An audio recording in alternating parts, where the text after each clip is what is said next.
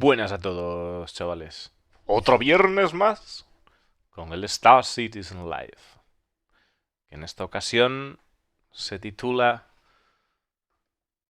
La historia detrás del universo.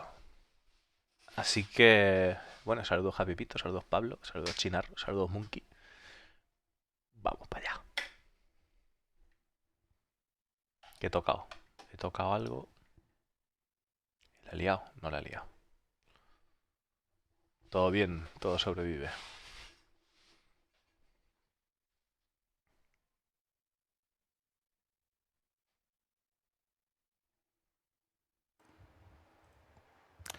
Hi, everybody. Welcome to another episode of Star Citizen Live. I'm your host, Jared Huckabee, and you're here with me in my living room as we host another weekly episode of our Q&A series. Joining us on the show this week are two people I'm very fond of, and Dave Haddock. It's the members of our narrative team. Let me go ahead and bring them on here. Hi, guys. Como siempre dice saludos a todo el mundo, soy Jared Jacobi, vuestro host. Y bueno, pues dice que tiene ahí, que está en su salón de casa y que va a venir el equipo de narrativa, ¿no? A comentarnos ahí cositas. How you doing? Hello. Oh, hello. And one we day, have lost. Jared, this beef will die, but I don't know when. Well, we've lost all saturation for this week's show. Man, I just gotta say, this is so much more pleasant not being in the same room with you, Jared.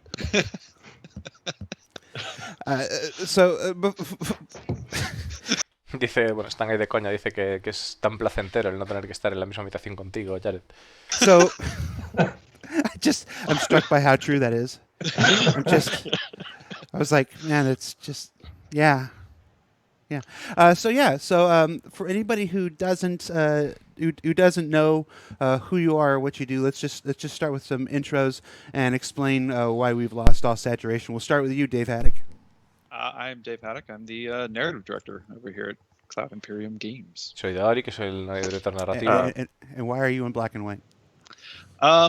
Well, funny enough, it was actually not something that we originated, because we get asked about this a lot. One of our designers, Johnny Gisavius, was actually the first one who did it, and Will and I were struck by how cool it looked, and so we just started doing it, and then he stopped, and we just kept it going. And also on my laptop, like it's a baked-in setting now, so I can't change it. So plus I like film noir, so. All right. Also, the teams here is trying to adjust. Me está explicando que por lo visto un diseñador empezó a hacer una movida en blanco y negro y que parece que su computador está puesta de esta manera y por eso estamos teniendo el show en blanco y negro y punto pelota. When you move back left and right, it's trying to adjust your camera. So, yeah. Although when you try to do it on purpose, it doesn't do it, strangely enough. Awesome. Adam. Yes, sir. Let's go from left to right. Adam, who are you and what do you do for Star Citizen? Who are you? Who am I? That's a good question. I find myself that every day. Adam Weezer. I am the writer. I work with Dave and Will on implementing lore and everything into the game. And I just live in black and white, so this is just my existence. I do. Dice que es el que implementa la narrativa en el videojuego, Adam. Y que dice que vive en blanco y negro, así que supongo que se referirá por el texto, ¿no? Appreciate you dressing up for the show this week. Absolutely, it's the most dressed up I've been in a while, so I figured might as well celebrate being with some people for a bit. And last but certainly not least, Will, tell us who you are and what you do for Star Citizen. Hi, I'm Will Weisbaum, and I'm the lead writer, and I do most of what Dave and Adam do, but different. Dice que Will es el líder de escritura y que dice que hace lo mismo que los otros dos, pero diferente. But backwards and wearing heels. So I thought where you were going with that. All right, so we have just some of the members of our narrative team here with us on the show this week, and as usual, we put a thread up on Spectrum. which is our communication platform available on robertspaceindustries.com, and allowed folks to submit questions that they Está wanted to comentando de see que ha puesto addressed un hilo en by our narrative Spectrum team, para and then poner vote up which ones las they wanted to see addressed preguntas y most. todo eso, como siempre hacen We o will, casi so we'll siempre go hacen con start los going Star through some of Citizen those. Live, We will also take questions live y que through también the toman Twitch chat preguntas if you're live, watching us live on Twitch. con entre If corchetes you're viewing poniendo this question y luego later la on pregunta a YouTube, través de Twitch, ¿no? thanks for watching. But So we do take the questions live. I'm sorry. Today's episode was supposed to focus on ship deliverables, and I don't see many questions in the thread about that. So we can just scroll down past these lore questions and see if we can find something. Just kidding, everyone. These are great questions. Really, thank you for taking the time to post these. It's going to be one of those shows. But Will does touch on a good point, though. These are members of our narrative team. So if you're questions that would be appropriate for this week's show would be related to story, related to lore, related to the. Las preguntas apropiadas para este show serían relacionadas con narrativa. Is anxious about 3.9 and where 3.9 is. The only thing I can tell you about 3.9 is that obviously our folks are working as diligently as ever on it. La única cosa que os puedo decir a través de la 3.9, o sea, de la 3.9 es que la gente está trabajando como cabrones y que no tiene otro tipo de actualización para ofrecernos sobre la 3.9, dijo Lando. Out there. We were just in it playing right before we hopped onto this call. Don't rub it into people. I'm just saying we're doing work. All right. Squashing the bugs. Right off the bat, the number one question from the Spectrum chat was about the Galactopedia, which we debuted at CitizenCon last year. La primera pregunta fue acerca de la Galactopedia y del tema de poder ver la Galactopedia a través del juego, no tener que salir fuera, sino que la podamos ver in-game. Or will this even be possible? Yeah, I mean that's the goal. Is that we ultimately want it to be incorporated and exist in the game as well as on the website. You know, I mean we're actually having conversations to try and figure out kind of the best way. Because again, like once we start to get it in game, it obviously loops in a whole lot other aspect of development. Because right now we were just doing it as a web thing. But the beautiful thing was that the way that Sherry and Turbulent kind of built it was that it was designed kind of like the star map, with that same kind of language. So hopefully the step to transition it from website to game was already thought of. So hopefully it'll be a lot easier to do. But yeah, we're trying to figure out a timeline and when we can get resources kind of dedicated to transition. Dice que sí, que están de hecho trabajando y ya han pensado en una manera de hacer una transición de esa Galactopedia a lo que es el juego. Y definitivamente que sí, que es el objetivo, ¿no? Que podamos ver la Galactopedia, que además añadirán otros aspectos a mayores, que tomará otra dimensión una vez esté en el juego, lo que es la Galactopedia.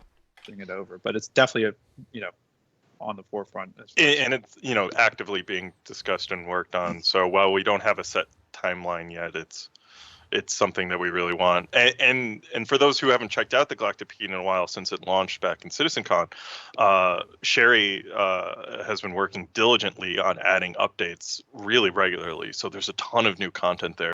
Dice que para aquellas personas que no hayan visto la check. Galactopedia últimamente, que hay toneladas de cosas, luego le podemos echar un vistazo si queréis. Que Sherry, por lo visto, una de sus compañeras ha estado añadiendo contenido de forma regular.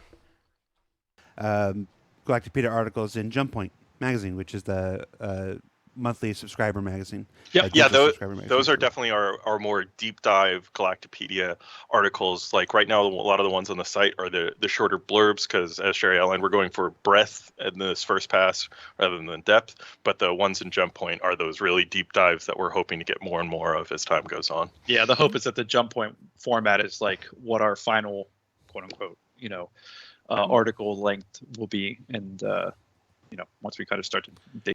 Está comentando un detalle de que los artículos que aparecen en el Jump Point relacionados con el lore y demás, que se habla en profundidad y en detalle, y que de momento la Galactopedia como que es un poco más general, pero que definitivamente su objetivo es hacer artículos tan detallados como aparecen en el Jump Point en la Galactopedia. Digging deeper. From the live chat here, will we ever get to read everything I learned about dogfighting I learned from my fish tank in its entirety? I don't know about its entirety. It's something we have talked about with the props team before, and something that we have Adam kind of thinking about this quarter is how do we do more of that kind of fun, interactive, being able to read stories in the game. Most likely we will go along with the direction that a lot of games take of where we have a select excerpt for you to peruse rather than a full 300-page fish tank book. But that is kind of the hope and direction that we're going into. Like we've seen fun tests where you can actually hold up the prop and look at the contents inside the book stuff, which is pretty neat. Or whether you're going to be able to download it to your Moby Glass and read it there. Yeah, you already know how many pages are in it. Yeah, I mean, one of our long-term dreams that we've talked about, and then it's all coming down very long-term, is the idea of once we have the Star Citizen app as well, that when you get reading content that you find in the verse, you'll be able to then later on read it offline on your phone or tablet or whatever, and enjoy it that way. So rather than sitting in the game reading those pages, you can take it offline. So. Claro, están comentando de que, bueno, que sabéis que hay como libros en lo que es el juego o que nos encontramos, pues hace un momento habéis visto que he ido a investigar, ¿no? Lo que había pasado con el pavo de Big Ben y es el que se había vuelto loco y tal, y que había pues una tablet que podías leer y se descargaba a tu journal, ¿no? A tu diario.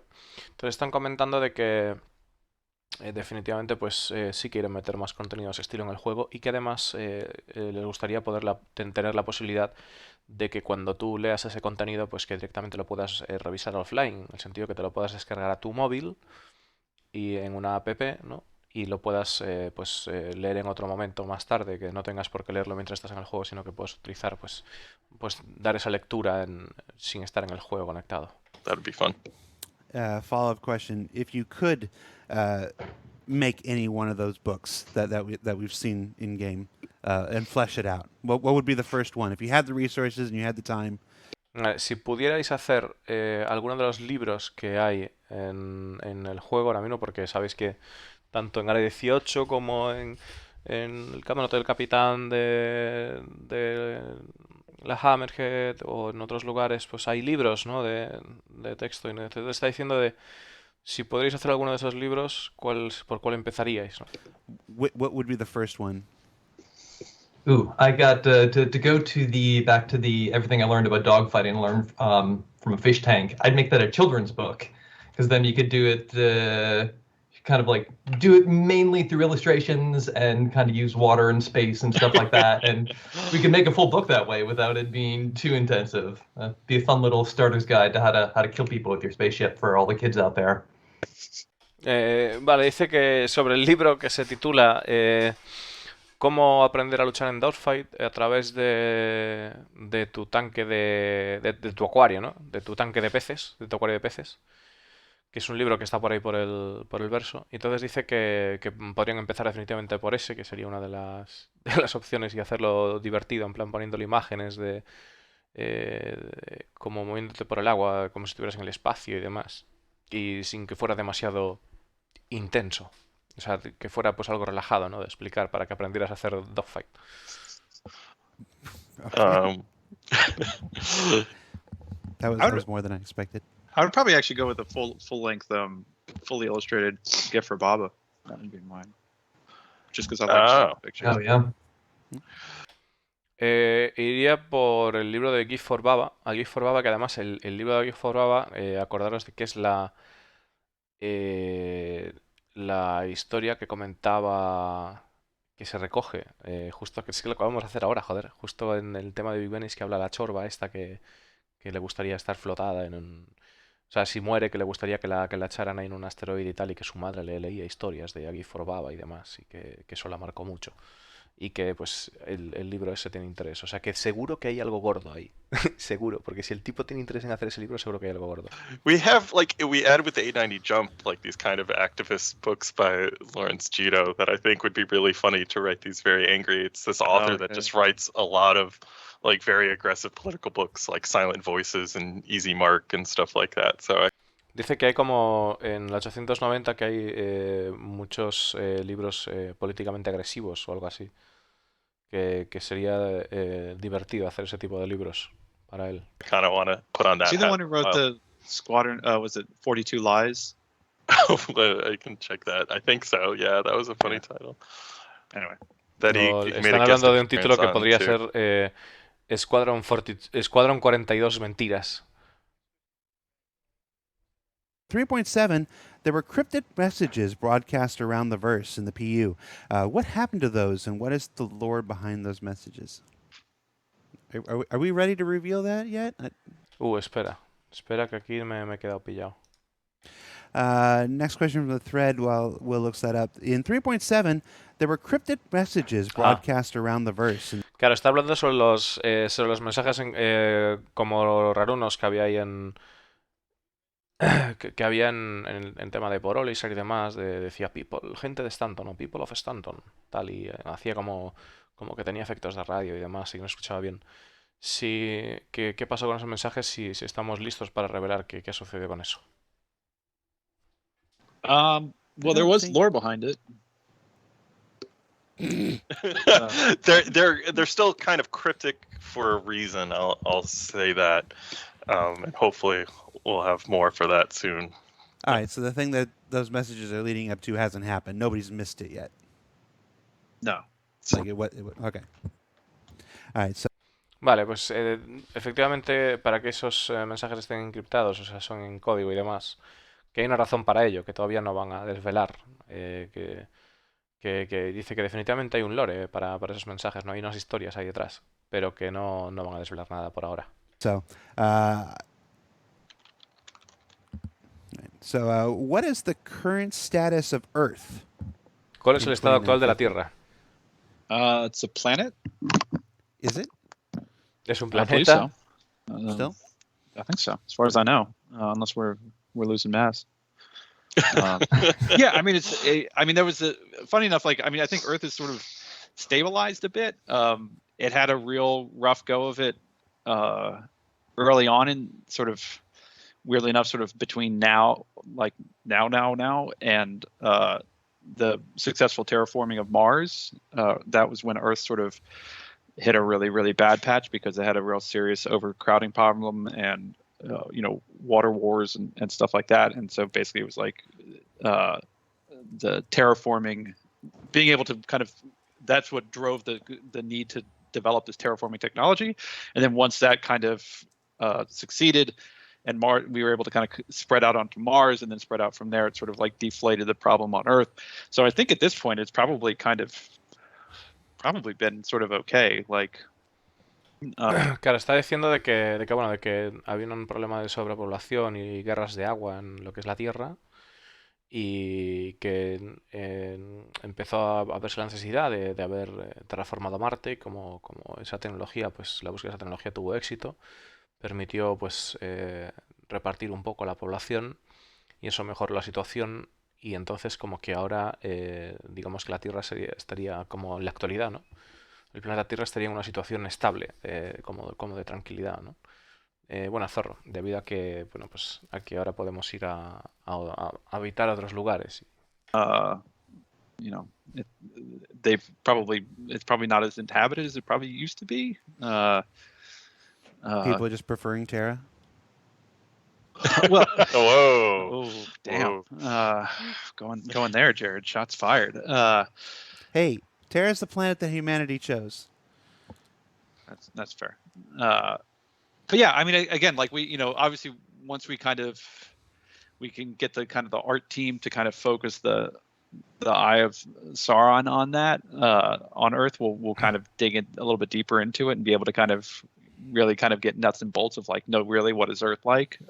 But again, from a lore perspective, like, it's still kind of the ancestral home of humanity. So there's a lot of like, historical ties, that sort of notion of like who we were and where we came from and blah, blah, blah, blah, to kind of keep hammering that point of like the difference between Earth and Terra, where Terra is all about looking towards the future. Earth would probably be more about looking towards the past. Está comentando aquí un poco sabéis que hay un tema de cuál sería la capital del imperio y demás historias, ¿no? De si es la Tierra o es Terra. Terra, por lo que sabemos, supuestamente es mm, pues la humanidad tuvo la posibilidad de empezar de cero y hacer las cosas bien, sin contaminar, sin liar la parda, sin cargarse el planeta. Y eso viene siendo Terra, ¿no? Entonces, por eso estaba comentando Jared ahora y que se pusieron así en plan de porque hay esa controversia supuestamente en el lore de humanidad, la humanidad está enfrentada, ¿no? Por averiguar cuál es o sea, porque dicen, hay gente que dice que Terra pues tiene que ser la capital o la Tierra tiene que ser la capital, entonces hay lío, ¿no? Y comentando, entonces la gente prefiere Terra, ¿no?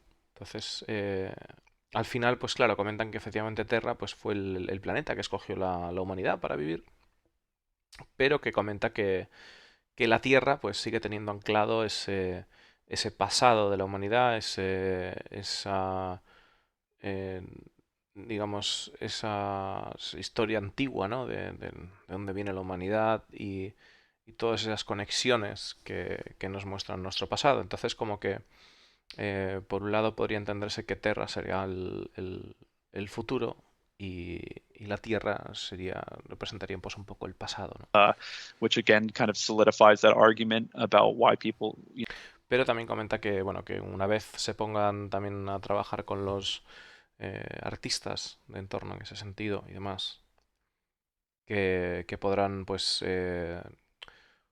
como trabajar más en lo que es las entrañas de lo que quieren que sea la Tierra realmente, darle una vuelta tanto a eso como a Terra, como a todos los planetas en realidad, ¿no? Pero que ahí podrán darle un mejor enfoque o explorar más sobre lo que nos quieren ofrecer del planeta Tierra, ¿no? Para que veamos en el juego. Would stay with Earth or go with Terra and stuff like that. So I feel like we'll probably try to kind of hammer that point, or at least kind of give subtle nods to it, just to kind of heighten that disparity between the two places. Like we have that fun concept art that we released of like Manchester in the year, it was like 2945 or something like that. That was kind of a cool indication of one direction we might go, of that kind of mix of like preserving the history and emphasizing it, as well as like the new high rises and stuff.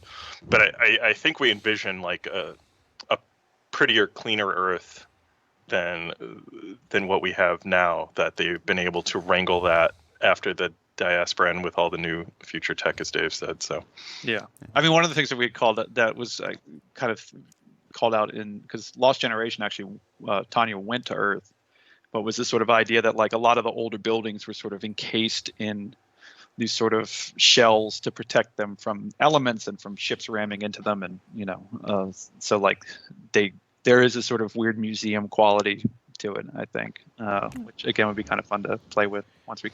Claro, dice que, bueno, que hablando con otro compañero, comentaban la idea de que quizás la Tierra se las hubiera arreglado con el paso del tiempo para tratar de ser más limpia y menos contaminada de lo que es ahora, y que incluso pues la idea de meter a los edificios antiguos en cúpulas para protegerlos pues de posibles naves que se estrellen o de los eh, de lo que es el medio ambiente en general, ¿no? O sea, bueno, el medio ambiente, el clima y demás, las tormentas, lo que fuera, ¿no? Para tratar de preservar esos edificios, que puede ser como una especie de museo interesante de hacer lo que sería la Tierra, ¿no?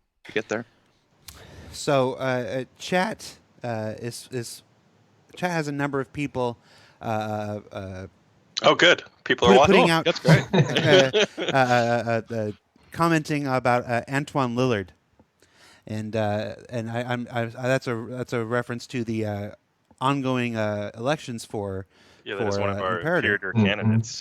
But there seems to be a lot of support for Antoine in the Twitch chat right now. Adam, I know in the last 2 issues of Jump Point we've had a breakdown of our candidates for Imperator. If you guys, do you guys have any particular favorites? Is there anybody that you're pulling for? Claro, están hablando que esto habrá que verlo. Que bueno, que hay como varios. Sabéis que va a haber en breves una votación. Creo que era del 26 al 28, si no recuerdo mal, de este mes. Sí, creo que sí. Entonces comentan de que bueno, de que parece que en el chat ahora mismo el favorito es el Anton Müller Luego habrá que verlos, ¿no? De qué rollo van y tal. Y le está preguntando ya a ver si tienen algún candidato favorito ellos para ser para candidato al emperador de la UE, claro. For like if you had to vote today, who would you vote for? Just to refresh my, Lillard's the one who wants to dismantle the UEE, right?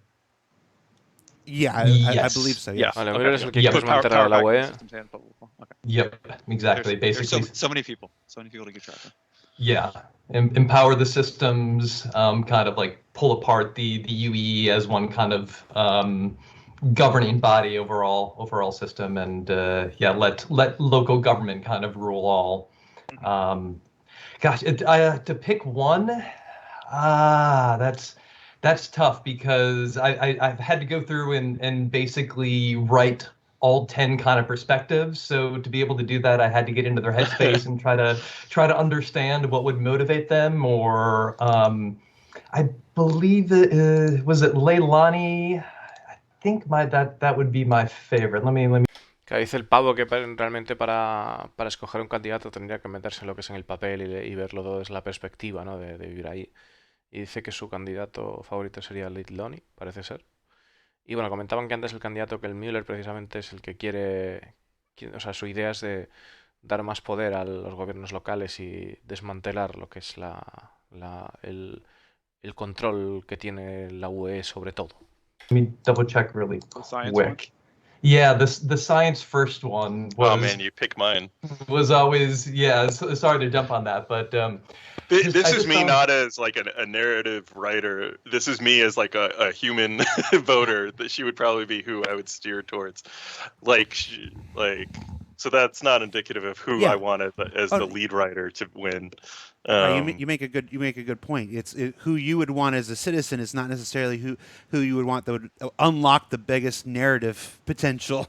Claro, está comentando además que, comentando de que, bueno, está hablando del tipo, el que era un científico, ¿no? Y que dice el compañero, el de barbitas, el Will, que coincide con él, pero que lo dice desde el punto de vista de humano que vive, ¿no? En lo que sería el universo de Star Citizen, no desde el punto de vista de director de escritura, ¿no? Porque en realidad, pues no necesariamente la persona que él quiera escoger pues vaya a ser la que más le apasione a nivel de narrativa para desarrollar. As a writer, so Will as a person could want one person, but Will as a writer who wants to see where the universe would go, could want somebody else. So why do you like her, Adam? I jumped on you. I'm sorry. Oh no, all good. I think it was, I don't know. I think just for some reason when I started to kind of dig into what motivated her to lead her down this path of like let's trust science, let's open it up, and kind of like both my parents are educators and teachers, so I'm a big believer in that too. So there was just something about her as a young child, and she comes from what is it? Was it Oya? Yeah. Yeah, so she comes from Oya, which is basically a UEE system that has this Xi'an settlement thing. Claro, esto es lo que... Buenas, Rilker. 3-9 de momento nada, Saxtoki. Estaba comentando, efectivamente, esta sí que os comenté de la chica esta que desde niña pues había estado en contacto con el tema Xi'an y todo eso le había fascinado. Y dice que precisamente eso es lo que a él le llama la atención, ¿no? Que desde niño pues tuviera esa clase de conocimiento y que por eso le atrae ese candidato para seguirla. Por todo ese diálogo. Un segundito.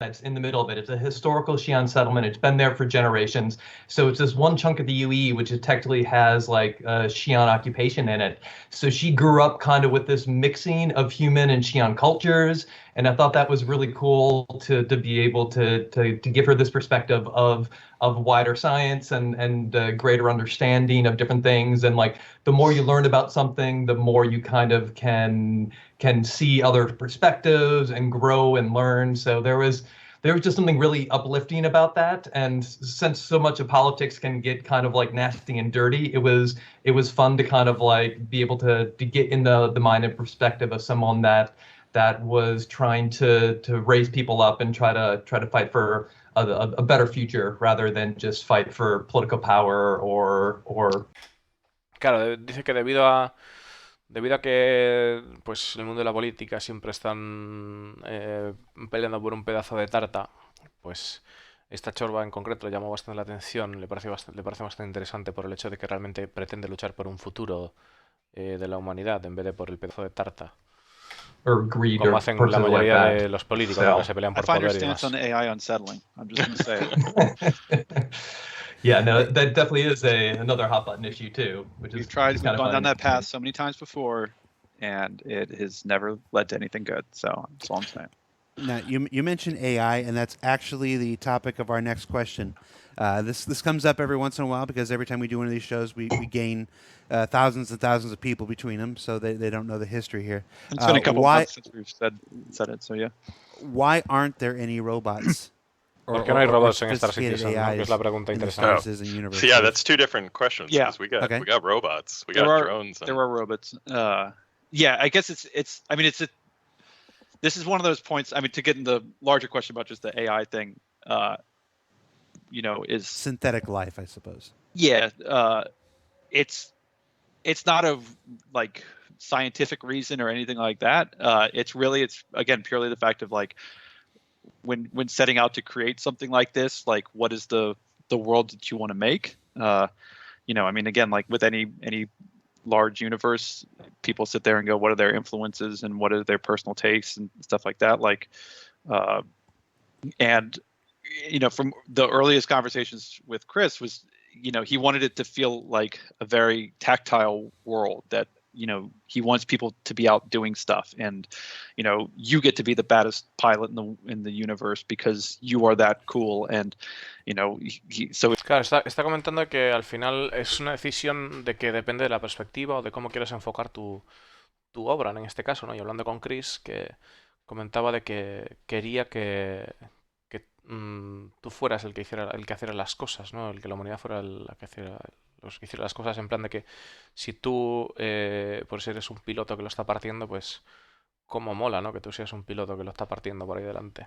it was a stylistic, artistic, creative choice. Claro, que fue una kind of elección say, artística. like, didn't want AI kind of, because again, obviously, AI developed will be the most efficient, best pilots, crack shots. If you read like the Ian Banks stuff, where it's like armies are waging war across galaxies and just firing shots and just destroying each other and stuff like that. Like that's a very specific type of sci-fi space opera type thing. And Chris again wanted it to feel more gritty, people-driven type thing. So it was really just that was the thing. And then we had to come up with a reason to back explain it. So it was like, I don't like the original statement of I'm not really a fan of AI or sort of synthetic humanoids, just because of A, B, and C. And then so I was like, okay, so we could pepper all of these incidents that happened throughout history where AI attempts to make AI have gone horrifically wrong. And every 20 or 30 or 50 years, someone's like, oh, I think I can finally crack it. And then that goes wrong. And everyone goes, you know what, this AI thing is just not really our bag. So that's the core of it. Again, like it's a break from sort of, a forward projection of like, what will life actually be like in, the 30th century and stuff like that. Like, this is just, how did we want to tell the game? Claro, que dice que no. A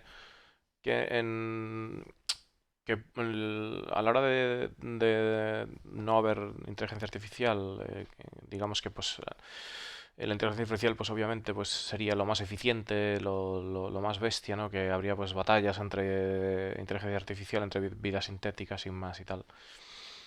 Y que eso pues podría ser un tipo de ciencia ficción que podría haber en el juego. Pero que digamos que quieren, o sea, Chris quiere de alguna manera que la gente se ensucie las manos, ¿no? Empiece o sea, haga las cosas, no quiere tener ese tipo de, o sea, tiene esa visión de lo que sería, es su forma de proyectar lo que sería el futuro de la humanidad y pues tratando de elaborar además una historia de que cada X tiempo pues han intentado hacer ese tema de la inteligencia artificial, pero según la historia, pues eso siempre ha acabado mal y la inteligencia artificial pues ha acabado siendo peligrosa o lo que sea, ¿no? Entonces, como que como que esa es la cuestión o tratar de elaborar un porqué, ¿no? De por qué no va a haber robots en Star Citizen. No robots, sino vida sintética, ¿no?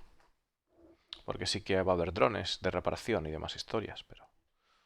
Yeah. So yeah, so we had these horrible like kind of experience with people developing trying to get AI there that created these laws that we live under. But like there are those fears that so much of our technology in the game is connected through the comms and spectrum, and the idea of that if you have an artificial intelligence, the danger that it would pose to our way of life, potentially not even if they are malicious and mean to harm us, but there is that threat there. Like that modern thinkers always warn us about like, oh, the next big threat's going to be AI. So you have those people still existing in lore who are like, we can get most of what we need done with our advanced computers with really smart, intelligent computers without them being able to think freely for themselves. Like, Claro, está comentando de que además como que siempre está este temor, ¿no? De que si creas una IA, pues que eso lo puede controlar todo y demás.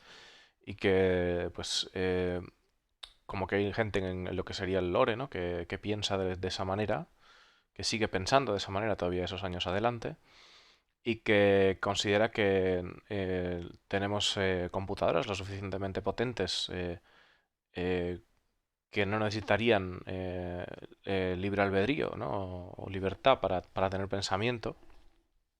O sea, para pensar por ellas mismas, pero que sí, con tenerlas para poder utilizarlas como herramientas, que es suficiente para la humanidad. Que ese sería el rollo, ¿no? De por qué no habría vida sintética con eso, con libre albedrío. like we've So, just set the mark somewhere else of what yeah, are. they have the capacity, I think, of like, I think it's called dumb AI, where it's like the systems are smart and can do really, really cool stuff, but they need that input. You tell them to do it, and then they can do really, really cool stuff. But it still needs that human aspect because, again, like, if you want to be the coolest pilot or the best hauler, like it's about getting out there and doing it, not just kind of chilling out in your penthouse and sitting on tablets and sending out an army of hauling drones. Yeah. Claro, dice que en la visión que tienen del universo, que si tú quieres ser el piloto, un piloto pepino, pues tendrías que montarte en tu nave y demás y hacerlo tú. Que no serviría el que estuvieras en tu penthouse, ¿no? Y sin más, pues en tu apartamento, digamos, de lujo, ¿no? Y con tus tablets y demás y mandando un ejército entero de drones que no quieren eso, ¿no? El meter robots no significa meter humanoides en modo Dios. Los podrían meter hasta cierto modo, humanizados como en Star Wars o algunas otras pelis, no veo el problema. Sí, la verdad es que hay funciones que no estarían mal meterlas, pero bueno. Al fin y al cabo o sea, yo lo veo como están comentando ellos. Es una visión que ellos tienen de hacerlo de esa manera oye, pues me parece un camino, en realidad me parece un camino respetable, ¿no? El no querer meter vida autómata, ¿no? Digamos. No lo sé. Yeah, which Y eso que me encantaría tener en realidad un R2D2 en la nave y demás. A mí me encantaría, pero bueno, o sea, sería otra cosa más que personalizar, otra cosa más que tal, de mirar, de tipo de robots que llevarías y demás. Eso como que le daría para mí un aliciente muy interesante al juego, ¿no?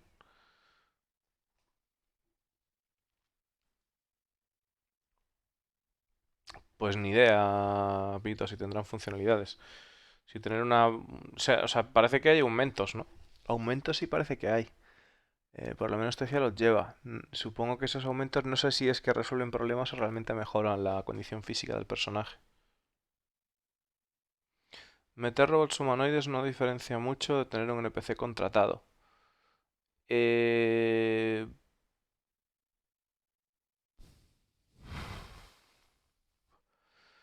Yo, claro, es... Sí, o sea, realmente en eso lleva razón, ¿no? Realmente no...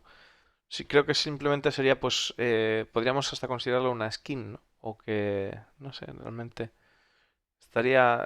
a mí me gustaría ver robots en el juego. Robots que tuvieran pues sus limitaciones, pero bueno, o sea, tampoco queremos ver aquí el puto Terminator, ¿verdad? Porque eso sería, no lo sé, o sea, no sé cómo, pero bueno, es una forma de, sería más realista tener un NPC robot para ser claro, eso es otro tema. O sea, al final un NPC no puede estar todo el día en una torreta, Monkey. Tiene que hacer sus rotaciones, tiene que tal. Eso también es un detalle, ¿eh? Si no, también todo el mundo tendría robots. O sea, los NPCs mueren, los NPCs envejecen. Es un asunto, ¿eh? Es un asunto a pensar.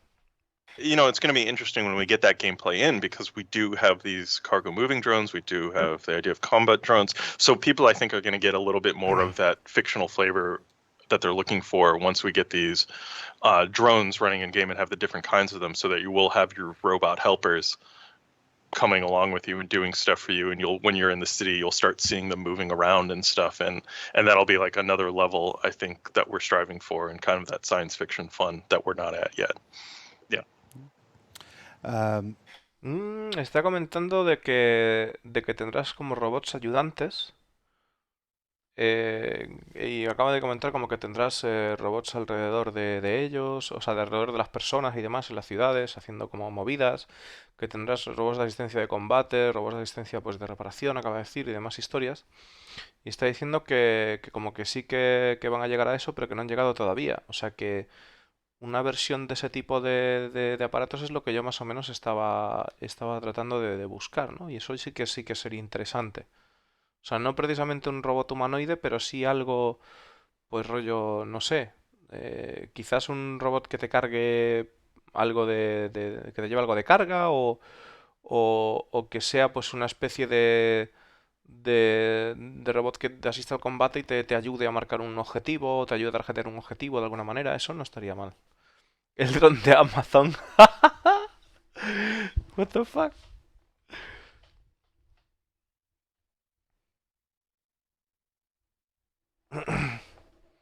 Sí, pero tener alguna mascotita tipo robot que te haga algún tipo de servicio, sí estaría guapo.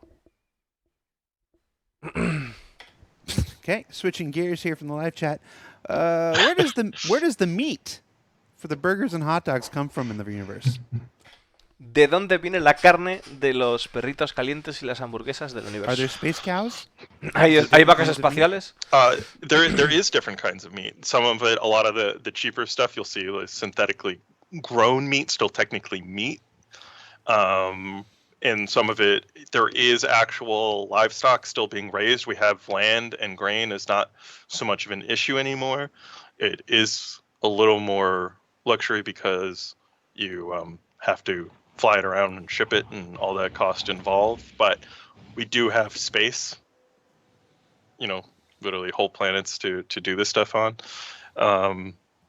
So yeah, it comes from a variety of sources, and some like you'll see in some of the descriptions, some things are just protein, which is, they give you the nutrients you need, but it's not trying to simulate any kind of flesh-eating experience. Hostia, gracias por la suscripción, Railker. 12 mesazos ya, loco. Estaban comentando de que pues la carne, que habría una versión más barata, que sería la carne sintética, pero que luego lo que sería la carne, que también hay de varias fuentes, pero evidentemente pues animales, pues como que sería un producto más caro, porque habría que hacer pues el envío, habría que como que criarlos y demás.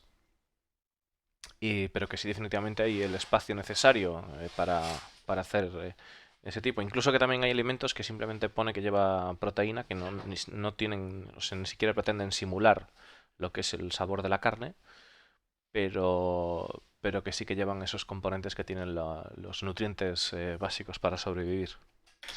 So Is Whammer's real meat, or is it synthetic? Whammers is synthetic. They're It's beef. disappointing to hear. It's beef, but it's not from an animal. As far as space cows go, I'm gonna tell people to stay tuned. You'll learn more about Space Cows. What is that? In Were the you future. foreshadowing? I am foreshadowing. We'll see how much trouble I get into. How do you imagine? A lot of the questions. I'm Just going to close rephrase my these eyes and questions. dream. ¿Cómo imaginas? Dice, solo cierro mis ojos y sueño. One of the questions that comes in, it comes in a number of forms here, so I'm just going to kind of synthesize all of them. How do you imagine players will be able to affect the lore of Star Citizen? ¿Cómo imagináis que los jugadores serán capaces de afectar al lore de Star Citizen? We've talked a little bit about them being able to participate in the elections for Imperator in some way or another. But as far as, including that, but as far as just playing the day-to-day Star Citizen, how are you envision? How much influence are you envisioning players would have in? Claro, dice, aparte de lo que es lo obvio, ¿no? Que serían las votaciones, pero incluyendo eso también, ¿cómo imagináis que el día a día de los jugadores en Star Citizen afectará al lore del juego? In affecting your lore. I mean, again, like ever since the the earliest days of this, I mean, you know, the example that always gets brought up is the Dread Pirate Roberts thing of, you know, if you're the pilot who kills the notorious Dread Pirate Roberts, like, you know, that goes down in history as you were the person that tagged that person. I mean, for me, it's one of those things that's like, you know, we're not really creating like any kind of, you know, you're the one type scenario here. So you are just one of a couple billion person universe. So Claro, está diciendo de que, por ejemplo, si tú matas al pirata Roberts, pues que eso quedará registrado en la historia de que tú matas al pirata Roberts, pero que no tratan de hacer un universo de tú eres el único, ¿no? El tipo de historia de que eres aquí el puto amo. O sea, no va de ese rollo Star Citizen, sino más bien formas parte de unos cuantos billones de personas más. I think it would be one of those things that like we're trying to figure out ways that the players can affect the flow of the lore, but it has to be something of note and significance. I mean, we've talked in the past about jump points, discovering jump points, even sort of trying to figure out ways that we can add gameplay to existing jump points as well. So there's additional stuff for explorers to kind of. Claro, por ejemplo, disculpad un segundo. Que dice que una de las cosas que sería, pues que, por ejemplo, el descubrir puntos de salto. O incluso ya los existentes puntos de salto, que haya cosas para explorar. Y que eso quede como registrado, que siguen investigando formas en las que los jugadores puedan pues afectar a la corriente del lore, de la historia del juego. Kind of trying to do in the meantime about like, you know, can we make routes more efficient, that the sort of, you know, tried and true path is stable and but are there more potentially, like, can we do unstable routes that you can discover that can show up and then disappear, stuff like that? Like, we're trying to figure out a bunch of different ways. Obviously, all of this needs to go by design and, you know, and test it out to see if it's fun. Claro, está comentando de eventos que serían estables o eventos inestables, por ejemplo, cosas que aparezcan y que desaparezcan y que, bueno, pues que si la descubres, pues que eso afecte de alguna manera, o si la gente la descubre que eso afecte de alguna manera, o que registra de alguna manera, pero que siguen como explorando,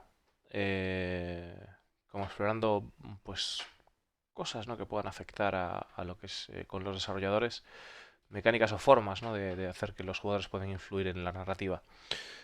Buena Rolo, novedades por el frente, pues de momento no hay parche, tío. But yeah, I mean, trying to figure out ways to have the players affect the world around them has always been sort of a thing on the forefront. I mean, we saw, you know, Tony and Jake's presentation at CitizenCon with the new economy stuff, and that's something that we as the narrative team are very excited about that coming online, is because that's going to be another tool, hopefully, that we'll be able to tie into, as well as from what the players are doing perspective. So again, the idea that there are small percentages of the population, but if enough players, if enough big enough of an org starts interrupting trade to an area, we hope in real time to be able to have that area affected in it, so that you might see a city get dirtier and the crime rates start going up. And Claro, está comentando que el panel que hizo todo esto de la economía y demás, el sistema Quanta, que están bastante entusiasmados con ese planteamiento porque les permitiría pues ver en tiempo real, desde la perspectiva del jugador, lo que puede suceder, como por ejemplo si una gran organización decide, pues por ejemplo, cometer crímenes o ir a por una zona determinada, pues podríamos llegar a ver en tiempo real, ¿no? De cómo una ciudad pues de repente se vuelve más sucia, se aumenta la criminalidad en esa ciudad. like security start coming in, and that's one way that I see the players kind of interacting with narrative and design on the same level. Claro, y eso es una forma en la que él ve que los jugadores podrían interactuar tanto en diseño como a narrativa en el mismo nivel, ¿no? Si se producen esa clase de eventos. Of seeing the world change slowly because of what they're doing. Well, and conversely with that same example, like, players an area starts getting affected and starts kind of going down economically, and they start putting out a bunch of ads for hired guns to come in and kind of help restore security, and players come in and fulfill those roles, then they feel responsible for bringing the economy back up because they've kicked out the outlaws and swept the area clear and stuff like that. So yeah, there's a bunch of different ways, basically. And even on a simpler level, we love your input on Spectrum, on everywhere. Like, we read a lot more than we're able to comment on, unfortunately. Reading is faster and commenting because we have to be very careful with... Claro, dice que resumiendo que... Bueno, también estaba comentando el compañero, ¿no? Que también en el caso de que se produzca esa situación, pues que también estaría la otra situación de ver a la gente pues tratando de contratar, digamos, gente armada para defenderse y que eso pues que también afectaría. O sea, que hay muchas formas de que, digamos, la situación se vea afectada por los jugadores a ese nivel. Y comenta además que agradece mucho las entradas que abre la gente en Spectrum acerca de la historia, que lo leen, o sea, leen muchísimo de la gente o que aporta ideas para el lore. Que no comentan todo porque es mucho más fácil leer que ponerse a comentar las cosas, ¿no? Como es obvio. How we respond to make sure that it's coded, it takes a little bit longer, so we're not as active with that as I would like to be. Apologies. But I love hearing it and hearing your thoughts, and it does influence what we do. Claro, dice que que adora directamente, o sea, le encanta escuchar los pensamientos que tenemos, nuestras impresiones sobre cosas que queramos meter en el lore y que definitivamente les influencia para seguir escribiendo el lore del juego. We're reading everything that you guys are saying on it, and it's really fun, and it makes us think of stuff. So that's great. Keep doing that, please. Yeah, I was going to be part of my follow-up there. We were talking about systemic ways in which players could maybe affect the lore, but what about their effect on just you personally? Can you think of an example? We've been at this for a little while now, where the things that you've seen from players, either their actions in the game, or well, I guess specifically their actions in the game, or how they've reacted to something, has influenced the creation of lore on your behalf. Claro, dice que lo que le gustaría es si a nivel personal de jugadores ellos hayan visto comportamientos o formas de actuar de jugadores que les hayan influenciado a ellos mismos, a los creadores del lore, a la hora de desenvolverse en la creación del contenido. Benny Henge is a great example. Like, that was player inspired from all the Big Benny vending machine collection, and then we wanted to do kind of an homage to that, and we were thinking, like, we always tried to really bury stuff in the narrative of the game, so it wasn't just building this fun site that was cool. We had to think of why someone would do this, and so it came up with a story to do spoilers for people who haven't discovered it, of this eccentric artist who was trying to make a name for themselves, who met a slightly tragic end out there. And so that was all inspired by this kind of back and forth conversation between the players, the game, and the designers, and so that was pretty neat. Claro, dice que, por ejemplo, que un ejemplo de esos es el tema de las máquinas de Big Bennies, que dice que el hecho de que el pavo pues que quisiera dar su nombre a conocer a través de las locuras de arte que hizo y tal, que eso fue pues una colaboración entre los jugadores, los desarrolladores y los creadores de la narrativa. I mean, there's another good one too. This was years ago, but I remember the I think it was the Consolidated Outlands. There was we came out with an ad, and there was an org that had a logo that was very similar to the Consolidated Outlands one. So they tried to send a cease and desist letter to Consolidated Outlands, and so we organized a response, and we shut down their org, or said that they were unlocked because they were under investigation from the advocacy for libel, and it was just a little fun back and forth thing. But that stuff is always, I don't know, I always get a kick out of doing stuff like that. Está comentando de que había como una organización que tenía el mismo logo que Consolidated Taulan y que como que hicieron una interactuación con ellos de que los desmantelaron como si fuera en plan rollo Avocats y demás, pero que simplemente que fue cosas divertidas que hicieron en el pasado, ¿no? Interactuar así con los jugadores de esa manera. I imagine Jumptown could be Jumptown, could be seen as a direct response to a lot of player input.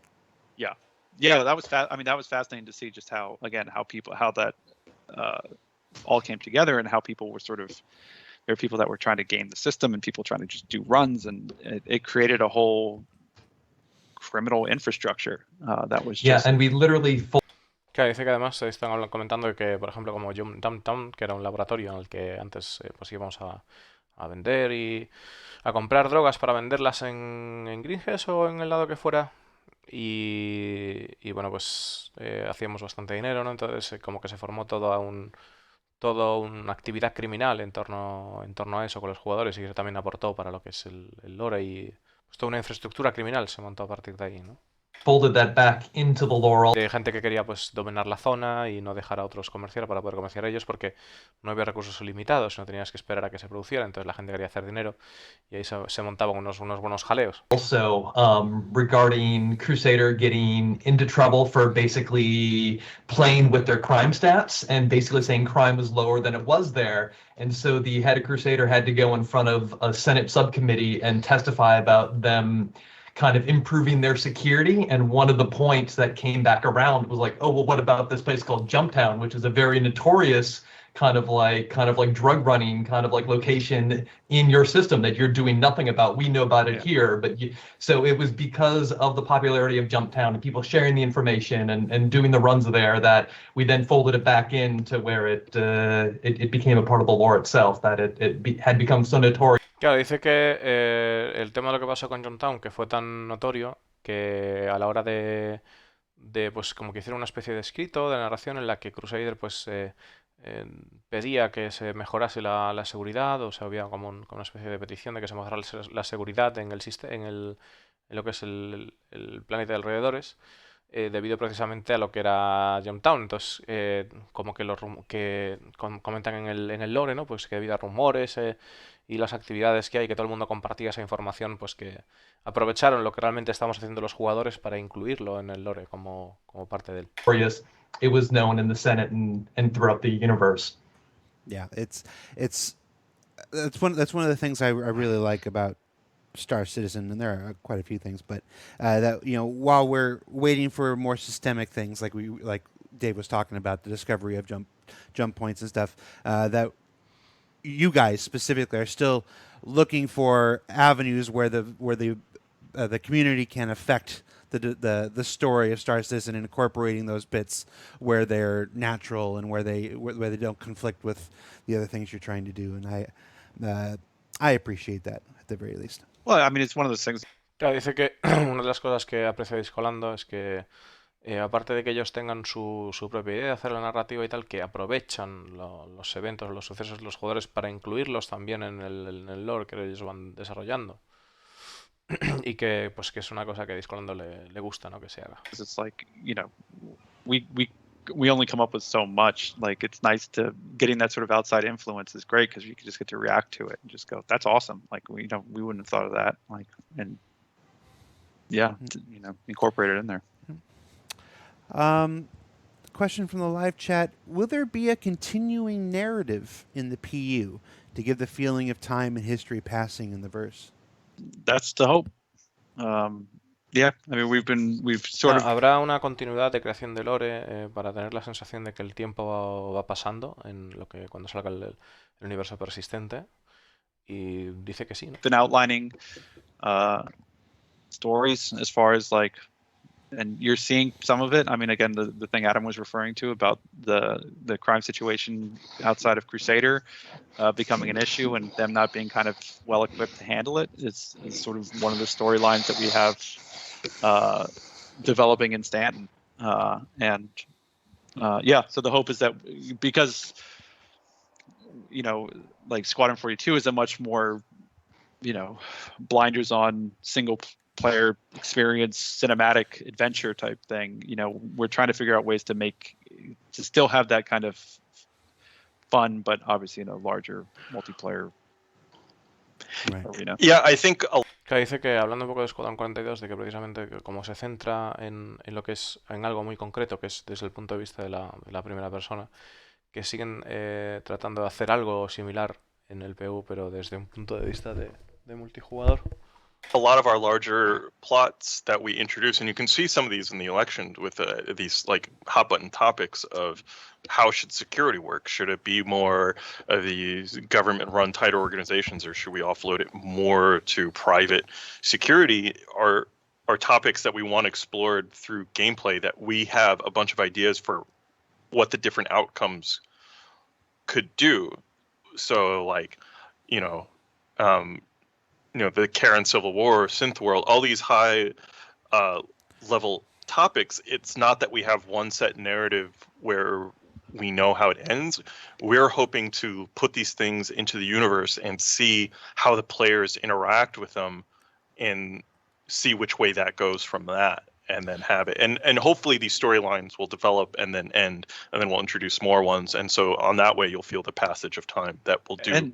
And Claro, está diciendo de que a la hora de, pues como ejemplo tenemos con el tema de las elecciones y demás, de ver cómo va funcionando todo, que la idea de ellos es como de poner parte de la historia o sea, lo que van haciendo, ¿no? Lo que van narrando, pues ponerlo lo que es en el juego, ver cómo los jugadores interactúan con eso, ver a dónde va y darle pues como un final a esas etapas, ¿no? de historias que van metiendo, darle un final y luego empezar otras nuevas y así seguir continuando o sea, hacer como una especie de viendo cómo suceden las cosas, a medida que suceden las cosas, pues tratar de moldear la narrativa y tratar de aprovechar lo que sucede, ¿no? O los sucesos que hay para tratar de ir finalizando historias y así tener la sensación de que hay ese paso del tiempo, ¿no?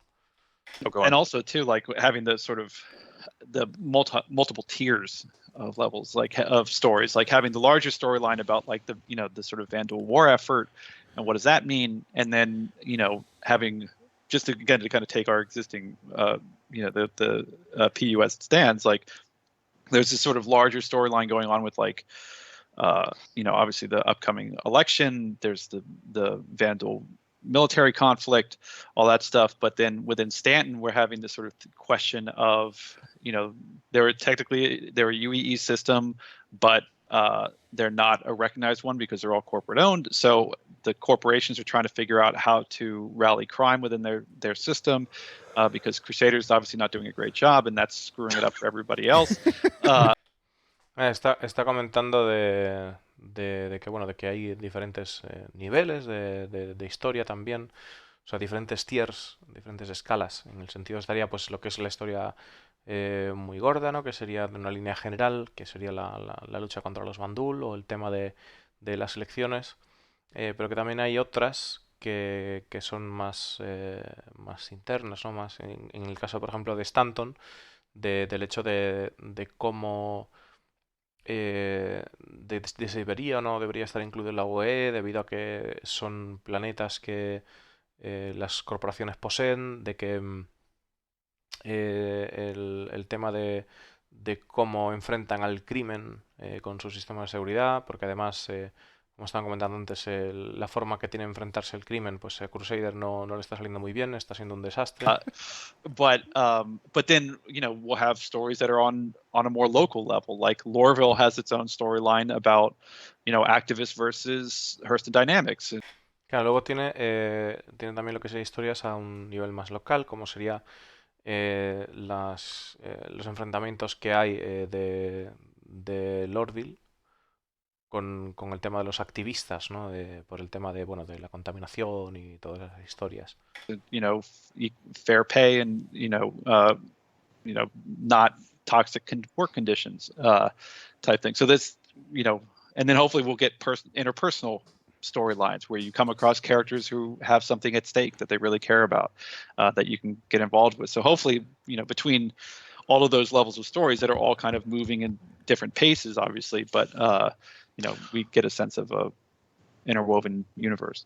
Yeah, and then Claro, dice que el encontrar incluso personajes que les importen esas diferentes partes, ¿no? O sea, como su historia, aparte de lo que es el tema de los Bandul, que cada uno tenga su pequeña historia que contarte o tú tu pequeña parte que vivir, ¿no?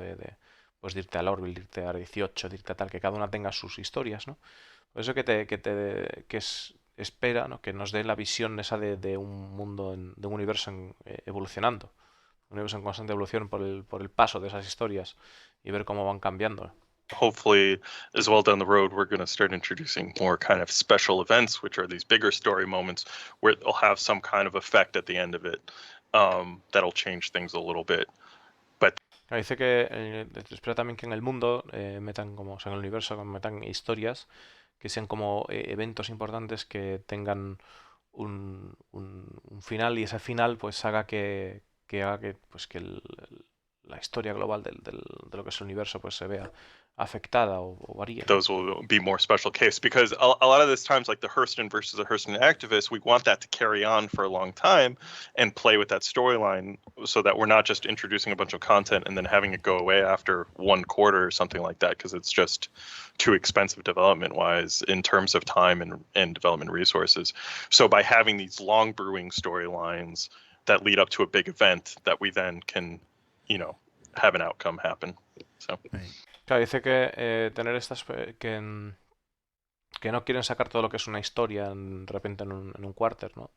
Porque eso sería un mal gasto brutal de recursos, sino que la idea es, a base de estas pequeñas historias que se pueden ir generando, pues que eso pues resulte en un gran evento y pues de ese evento pues haya una resolución, una conclusión y pues a partir de ahí eso se siga utilizando. O sea que más bien a lo largo del tiempo, ¿no? Ir desarrollando esas pequeñas historias que vayan ocurriendo en el verso. Now, you mentioned Synth World, and that's a sore subject for me. I'll come back to Synth World, but you mentioned the story about Hurston, about the Hurston family. There are several stories that go on for each of our planets, but one of the principal stories for Hurston is, like you said, the Hurston family versus the activists. What would you say is the principal story for ArcCorp? Comentando un poco sobre la historia de Hurston y demás, ¿cuál dirías que es la historia principal de ArcCorp? Like that, does ArcCorp have a story like that? Yes, it's not as defined because they're much more. It's much more of a weird melting pot. Because they they bring in a bunch of different companies, and But yes, there's a sort of a crime element going on there that Twitch is a part of. Like Stanton as a whole. Vale, dice que con respecto a Arcor que sí, pero en plan dudando, en plan de como diciéndolo en plan de porque hay como muchas compañías que tienen allí puesto su tema que no sería parecido a lo de Hearthstone, ¿no? Que es pues, solo la compañía Hearthstone y demás. Y como que dice que hay un tema montado de asunto criminal alrededor de lo que sería pues que Twitch está involucrada en eso, ¿no? La chica que da pues la empleadora que da misiones allí pues nos comenta, de hecho podemos ver cómo hay como una especie de trifulga criminal que aún está como que sin definir Comenta el tipo del lore. Is like all these different takes on capitalism, and we've talked about this before a little bit, but like ArtCorp is like the free market gone completely wild is kind of the idea of that. And so like we hinted at in one of our short stories the idea that people kind of can get stuck there because there's so many people going there for work, and that it's a hiring market, so people arrive there, can't find work, and kind of get stuck on the planet because they can't get anything other than like low paying subsistence jobs, and kind of end up there destitute a bit. Even though they're working, they can't afford to get back out, which is a different kind of entrapment than Hurston's kind of tight contracts. And so like trying to play around with the idea of that, and like, you know, you have Microtech, which we just dropped down, we're starting to hint at this, is like Está comentando de que como comenta de que como Arcorp es como sería una especie de mercado sin cadenas, o sea, que hay de todo, y en el sentido de que hay gente que viene buscando trabajo porque se contrata mucha gente, pero claro, hay mucha gente que también se queda atrapada porque consigue trabajos de mierda y entonces no consigue poder permitirse el pagar su salida del planeta y están allí como subsistiendo de alguna manera en Arcor sin poder salir y están como atrapados, que eso sería pues una de las formas de ver a Arcor. they're a company that means well, but this kind of what happens when they don't have to follow a lot of the making their own laws from this corporate entity, and so you start seeing this like party scene developing and these kind of more liberal attitudes and going on, and what's going to come out of that, and versus Crusader, which is a company that really tries to care and take care of people, but maybe they're not equipped to be a government. So it's interesting. Claro, y luego estaría el tema de Lorville, o sea, de Hearthstone, que dice que es en plan rollo, pues trabajo pero en unas condiciones lamentables, deplorables, ¿no? Luego estaría el tema de Micro, que tiene pues como una mentalidad abierta y pues a saber de lo que vendría de ahí, ¿no? Y luego estaría Crusader, que tienen como unas, digamos, buenas condiciones y demás, pero que no tienen la estructura suficiente como para poder tener un gobierno estable. That was actually my next question. How does we talked about Hurston, we talked about ArtCorp. Let's talk about Microtech before we move on to Crusader. What's the key story going on with Microtech? ¿Cuál es Babbage. antes que nos vamos a Crusader, o sea, ¿cuál es la historia clave de Microtech? I mean, it's basically, again, like, you know, Microtech obviously is the developer of Moby-Glass. We sort of have it on this sort of the sort of water cooler description of New Babbage was sort of Silicon Valley / Cabo or Vail, because it's basically this very weird mishmash of, it's a lot of like tech developers, and they really are trying to foster like innovation and bringing smart minds together and stuff like that. And this is, I think, something we discussed when Will and I were walking through halls carrying lattes. Sort of the idea that you know, to them, like, recreational drugs is not good. You know, people abuse it, but like, you know, people need to blow off steam and party a little bit, like they'll kind of turn a blind eye to it. But, you know, intellectual property theft on Microtech is like sacrosanct. Like, you don't do that.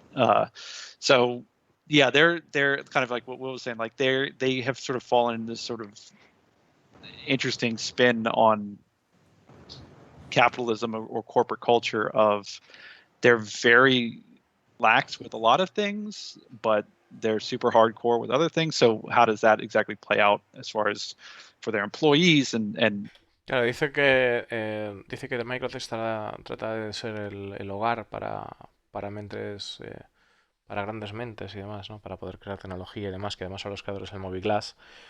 Y bueno, dice que es como una especie de Silicon Valley, ¿no?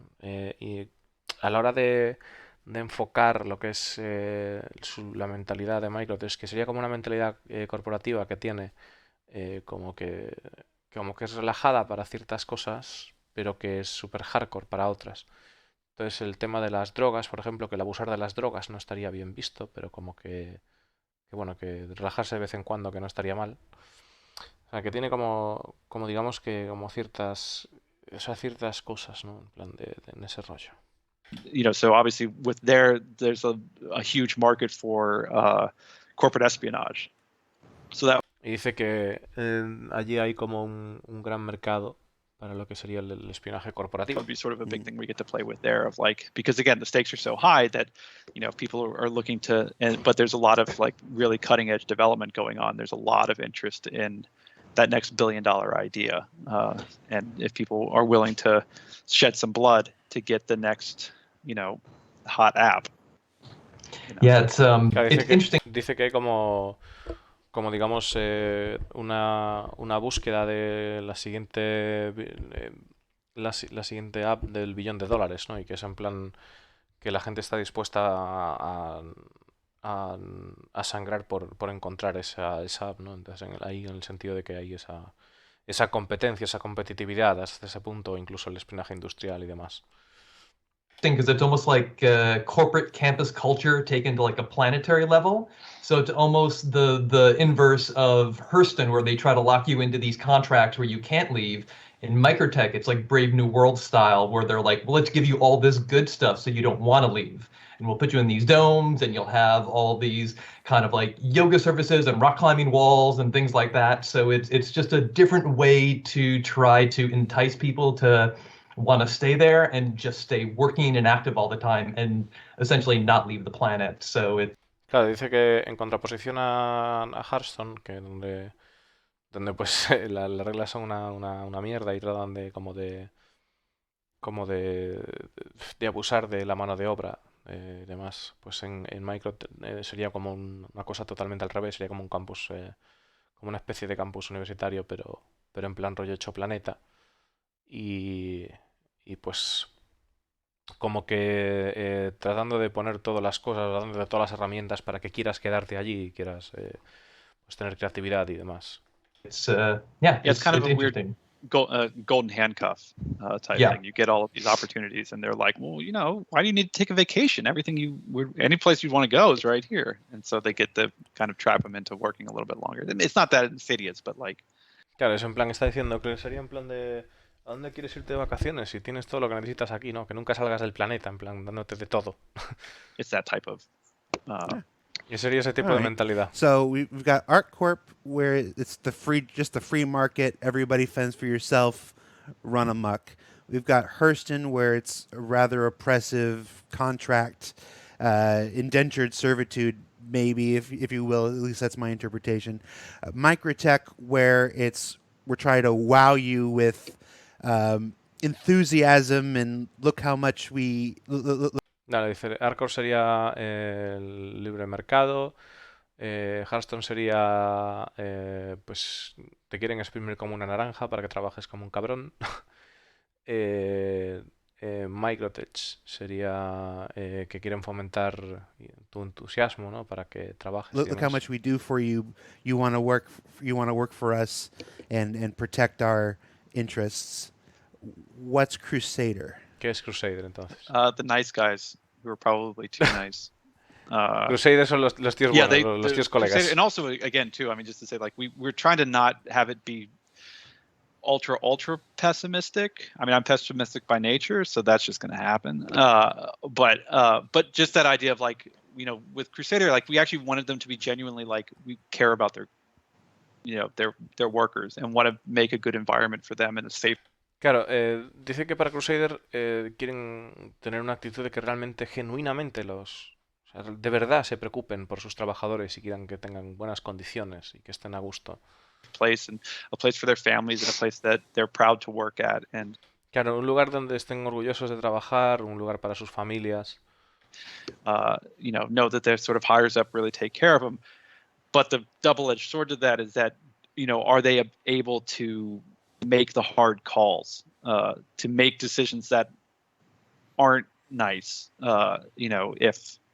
Claro, y el doble, o sea, la contrapartida a eso sería si son capaces de de tomar las decisiones difíciles. And so that's where the sort of their willingness to sort of empathize almost becoming a detriment to them, because with their outlaws they're like, well, I mean, they're clearly desperate and they're having problems and stuff like that, but they're not. So it's kind of staying their hand a little bit as far as like being able to really clamp down on them from a security standpoint, which unfortunately, like a lot of these outlaws are going to take advantage of and capitalize on. So that was sort of the fun twist. Yeah, that they want. Claro, dice que el punto de vista de los criminales, que dicen que, bueno, que pues Crusader pues tendría el punto de vista de que, bueno, los criminales también tienen sus problemas y tal, y que incluso tienden a extenderles una mano y que ayudarles, y que habrá muchos criminales que precisamente aún por encima se aprovechen de esta situación. Wanted like all these tourism to come because building like the Starliner and stuff like that, they were trying to attract people, and then with those tourists came people looking to prey off those tourists, and then like the question is there security up to snuff, and they're having a hard time of dealing with this. And it's just that thing that we're seeing of running a company is not the same thing as running a government, and they're not equatable, and that's what Crusader is learning in real time and trying to get on top of. So claro, dice que bueno, pues que habrá muchos turistas por el tema de la Starliner y demás, y ver cómo los problemas que hay, todo esto, pero comenta de que, claro, de que llevar una empresa no es lo mismo que llevar un gobierno, y que Crusader está aprendiendo esto en tiempo real, ¿no? Esa sería la mentalidad o lo que pasa en Crusader. Yeah, and one of the core principles of Crusader has always been to donate a percentage of their profits to kind of like nonprofit organizations, or to, so to not basically. So they have all this money that they've also dedicated to other causes, which is now becoming a kind of something for them to consider. Do you stop doing that to increase security? Do you give up one of your core principles as a way to kind of protect yourself? But if you don't protect yourself, does the entire thing just go away and then you have no money to give away? So they're kind of stuck in this catch-22 to a certain degree. Dice que como que también parte de su dinero lo donan, digamos, a organizaciones sin ánimo de lucro, pero claro que si dan todo ese dinero, pues, o que no pagan a su seguridad, entonces si no tienen seguridad, como que están atrapados en ese tema, en lo que sería pues en esa época, ¿no? Y que bueno, pues que están atrapados en ese tipo de decisiones. Twitch chat has already equated Crusader to Space Canadians.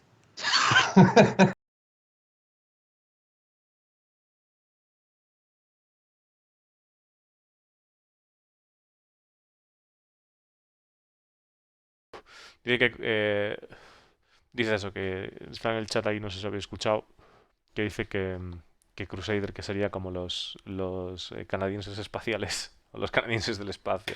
no comment.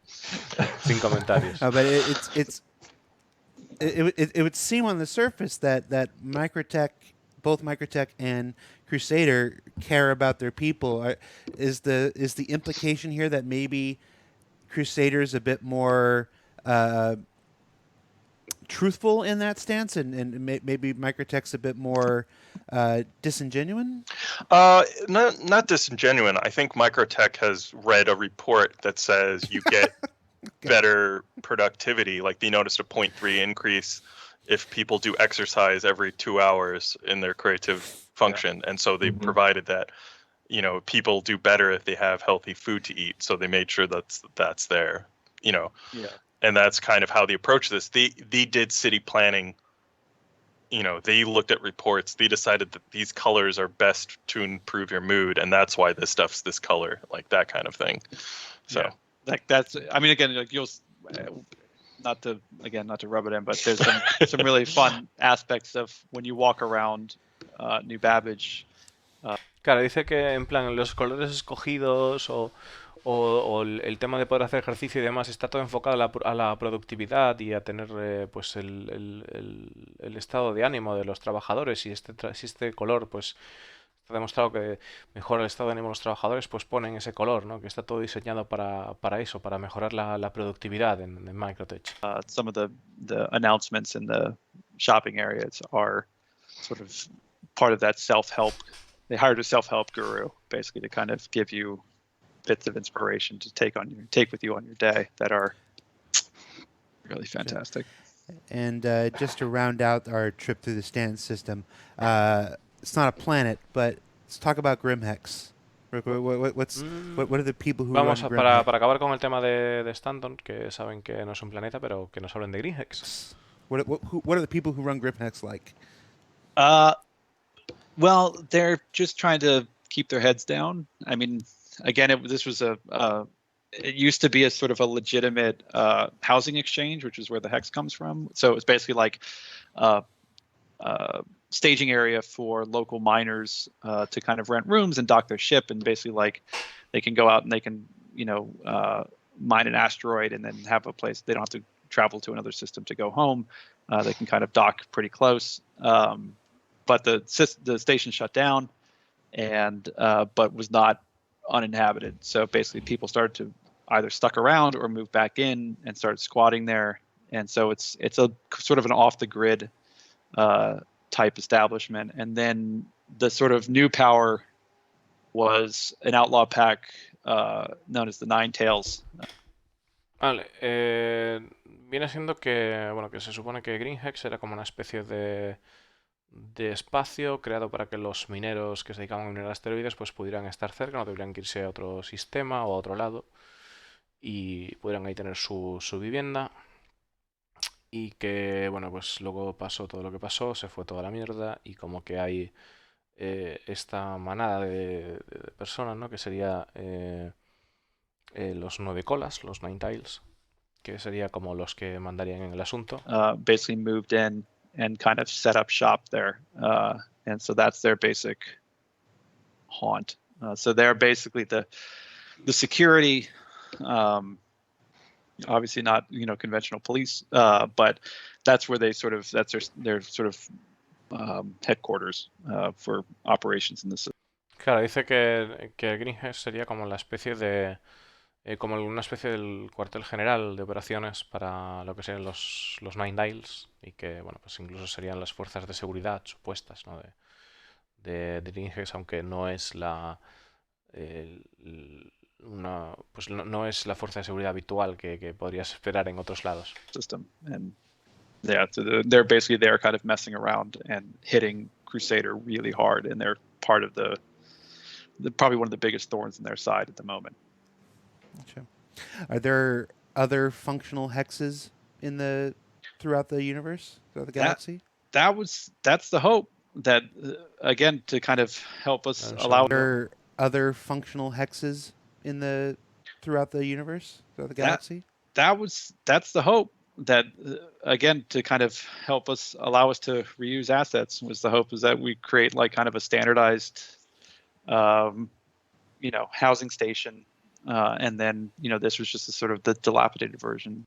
Claro, pregunta Discolando si habrá otro tipo de hex o más hexes, ¿no? Como Greenhex, o sea, más lugares para tipo viviendas y en ese rollo valor del universo.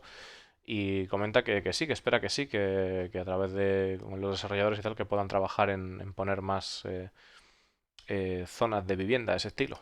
Right. Fingers crossed. I'm hoping that we see some more. Yeah, just kind of like a more permanent setup for people that's not just renting easy habs at kind of an R&R station, that these like floating space apartments would be much more affordable than living planetside. And if you work in space doing like asteroid mining in a big belt, that you would maybe want to live in one of these rather than, going down to a world and back.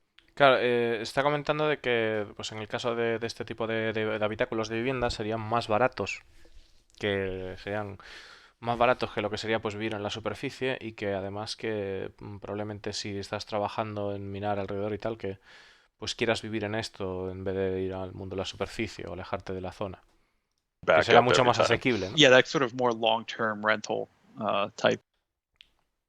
Y pues incluso en vez de tener un tema de alquiler que podías tener thing rather than a nightly easy hab. You want a couple rooms to be able to walk through and stuff like that. But and while it's not a permanent fixture in the Stanton system, it is visiting. Let's talk about Delamar a little bit. What's who runs Delamar? That's y hablando de Delamar, ¿quién o sea, que ya sería fuera del sistema Stanton? ¿Quién dirige Delamar? Sorry, Delamar. Delamar, I mean, again, is supposed to be situated in the Nix system, which is an unclaimed system, and basically it was a refugee. Started off as sort of a refugee base, people who were trying to flee the fascist Messer regime went there to kind of try to set up their own society and community. And Claro, dice que la gente que trataba de huir de los Messer, del régimen de los Messer, pues se iba al sistema Nix, que es un sistema sin reclamar por la UE. Y bueno, pues Alemán es parte de eso. Así que sería como una especie de zona de refugiados y demás. call themselves the People of the Alliance, and so it's basically this sort of like they wanted. Que se llaman It's a sí kind of a mismos similar thing la gente, to el pueblo de la Crusader, Alianza, ¿no? Se actually. llaman así. La That they agrupación que wanted hay to allí set. The montada. goal was to set up this really egalitarian like society, and the Messers are evil and doing it all wrong, so we're going to do it right, and it's all going to be about people and celebrating each other and sharing and blah blah blah. But and not kind of cracking down on people and shutting down their ways of belief and stuff. But unfortunately, like that, there are people that are taking advantage of that freedom, which are a criminal element that are slowly kind of moving into using them as a shelter to hide. Claro, dice que bueno, la idea sería de tener una sociedad en la que se compartiera con la gente, que fuera para la gente y cambiar la forma en la que hace. O sea, no tiene nada que ver con cómo está construido o estructurado el Imperio Messer.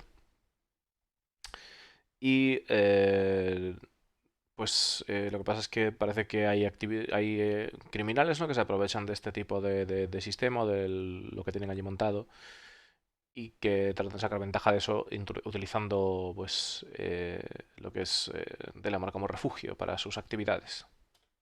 From authorities.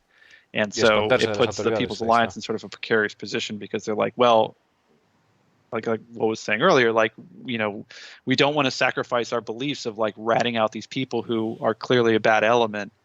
But at the same time, they're preying upon people and even people in our system. So they're not good. How do we reconcile those two? Yeah, and basically Claro, dice que como que no quieren tomar acciones contra esos criminales, como que no. O sea, como que en realidad se supone que la idea de la alianza del pueblo es que tienes que respetar las decisiones que tomen los demás y convivir con ellas y asumirlo, ¿no? Pero ¿cómo hacen para balancear el hecho de que estos criminales la estén liando parda y, y como que están así en ese dilema, ¿no? De tendrían que romper como uno de esos principios para poder de alguna manera solucionar ese tema. kind of reach this kind of imperfect balance where as long as there's no crime actively in the station, they're willing to turn a blind eye to it. So like the criminals are keeping it kind of low key for now, and everyone's just kind of ignoring each other to maintain this truce. So we'll see if that breaks or bubbles up or something. Yeah. Claro, dice que mientras en lo que es la estación no se produzca ninguna actividad criminal, que la gente mirará para otro lado, pero que en algún punto veremos si esa burbuja explota, pues en un momento de la narrativa, ¿no? I thought we might get through the entire show without this question coming up, but with 10 minutes to spare, here it is. I see it now. How did ArcCorp Corporation manage to build and populate an entire megacity like Stand 3 in less than 85 years?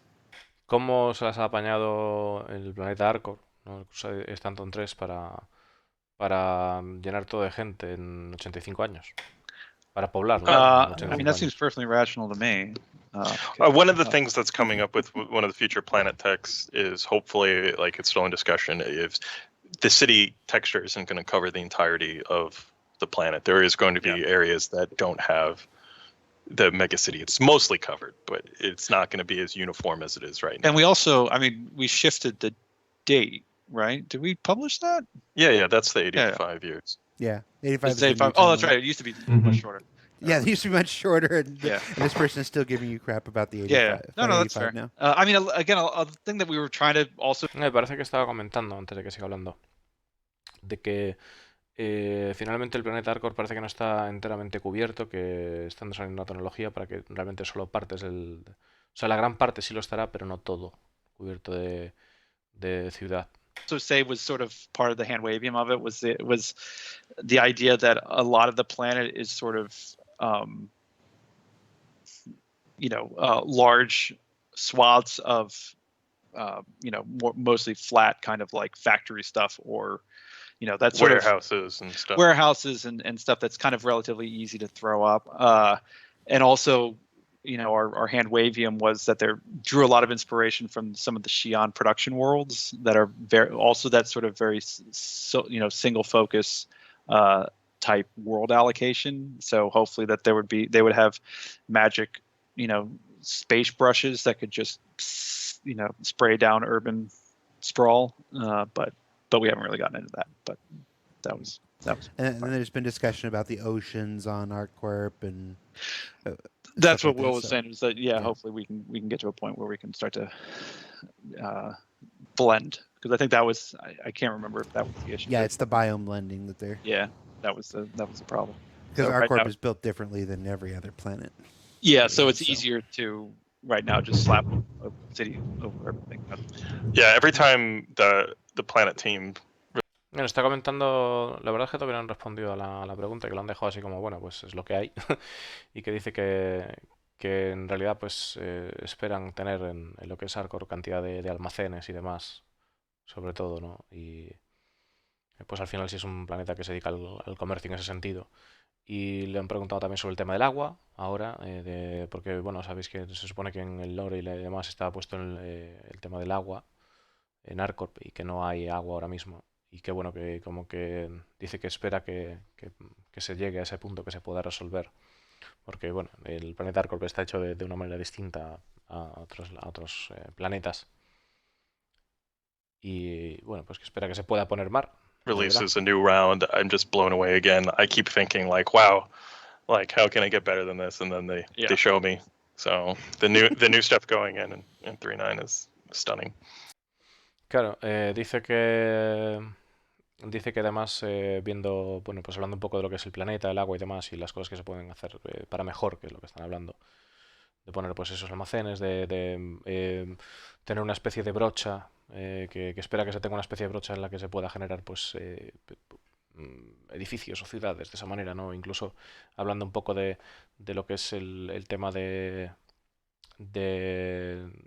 los mundos Xian y demás, bueno, pues que serán localizaciones muy, muy específicas, y en ese sentido que como que esperan que se pueda hacer ese tipo de cosas. Y comentando que bueno, que justo pues a veces pienso que los desarrolladores ya no van a sorprender más, ¿no? Más o menos diciéndolo así el tipo, y dice que bueno, que simplemente pues ha visto lo que hay preparado para la 3.9 y que directamente se ha quedado noqueado, ¿no? de lo impresionante que es la 3.9. So. Also from the live chat, how much space magic should we expect to see in Star Citizen? Are there any advanced learning or civilizations with heightened senses or innate abilities? A ver. So. Also from the live chat, how much space magic should we expect to see in Star Citizen? Are there any advanced learning or civilizations with heightened senses or innate abilities? Claro, ¿cuánta magia podremos esperar, ¿no? En el Star Citizen, en el espacio, ¿no? En el sentido de si hay civilizaciones que tengan cualidades innatas, o si hay, digamos, aprendizaje rápido, superaprendizaje, ¿no? Civilizaciones que tengan superaprendizaje.